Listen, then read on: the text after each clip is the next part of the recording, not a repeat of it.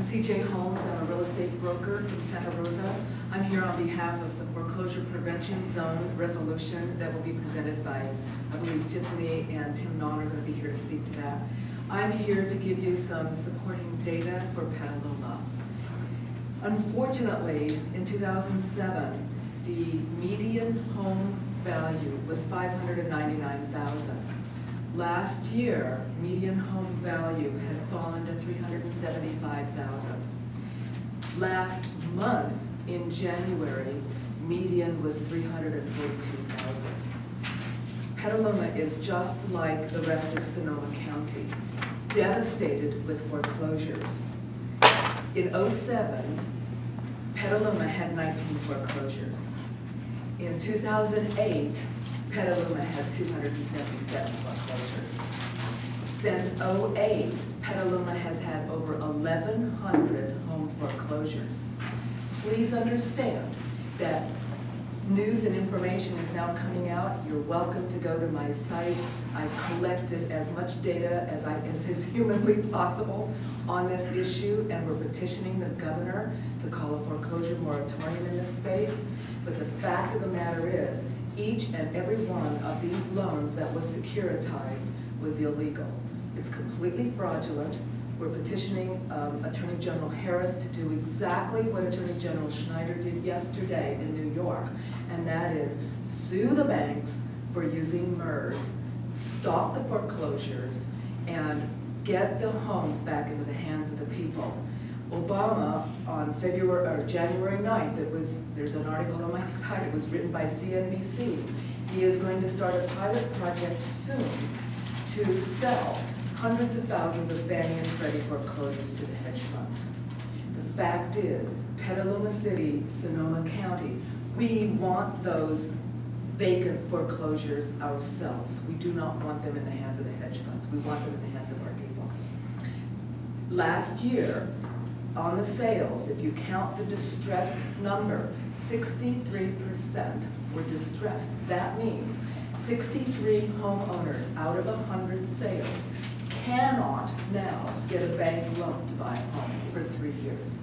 This lockout of families, right now, Petaluma has over 800 families that cannot qualify for a bank loan to buy a home. This is sort of the 1-2 punch we're getting from the banks. And the request that this, from Occupy Petaluma and supported by others, is to declare Petaluma a foreclosure prevention zone. It is a resolution. It has no legal ramifications, but it has tremendous political clout. And I beg you to consider it seriously. We are going to go to every county in the state to give Governor Brown and Attorney General Harris the political signal that if they stand up to do this, we're fully behind them. Thank you very much. Thank you, Tim Nonn. Well, I sort of approached this last I'm not an expert on foreclosure. I'm just, I was a homeowner who was foreclosed, so I'm in touch with a lot of people in Petaluma and Sonoma County, Mendocino County who've been foreclosed. So I kind of, a lot of times the media doesn't lift up the voices of homeowners. And one of the reasons they don't is there's a lot of shame and self-blame involved in foreclosure. And even people whose homes are underwater, there are 20 million homes underwater in the U.S. People are living with that daily anxiety around their financial situation. And even they are kind of worried about coming forward. So one of the things we're doing when we formally launched the Foreclosure Prevention Zone in Petaluma on February 19th on Sunday at Walnut Park, and we have a permit, and there are going to be no tents. So, no shields or anything.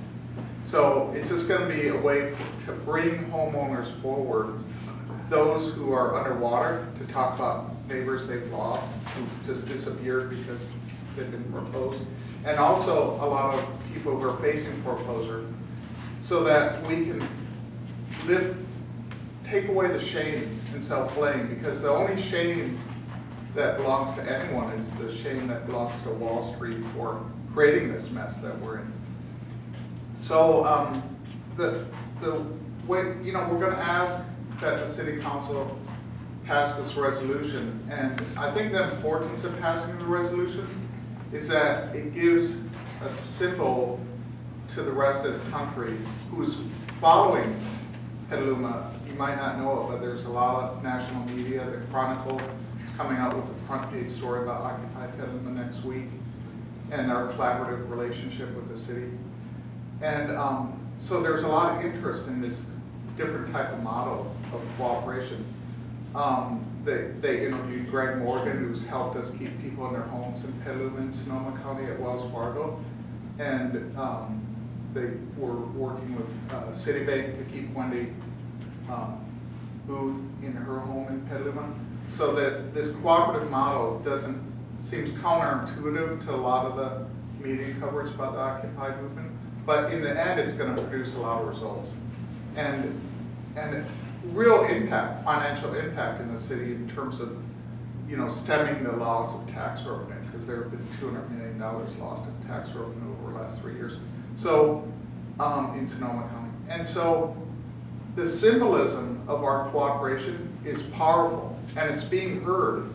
And so the resolution will be another, you know, step in that cooperation. But it also will send a signal to residents of Petaluma that it's safe to come forward and work with us, because, you know, like victims of sexual abuse, it took a few courageous people in the beginning to come forward before the stigma was taken away from the victims and survivors of sexual abuse. And so that's what's happening. We're seeing a few people start to come forward who are really courageous, and they're taking away the stigma. And so I think it's really important for the city to realize, you know, not just to look at the bottom line in terms of the tax revenues that are not going to be lost, but also to look at the quality of life in Petaluma, in which the community has a sense of being a community, even with those people who are being disappeared by foreclosure.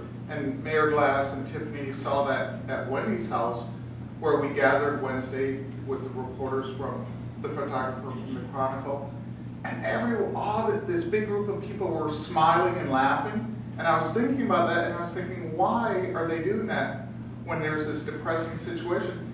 And Wendy said she felt supported by her community, and all of a sudden I recognized that what we were engaged in is a healing process, a reconciliation process. And so this is another step along that line, so I hope you'll support it. Thank you. Thank you.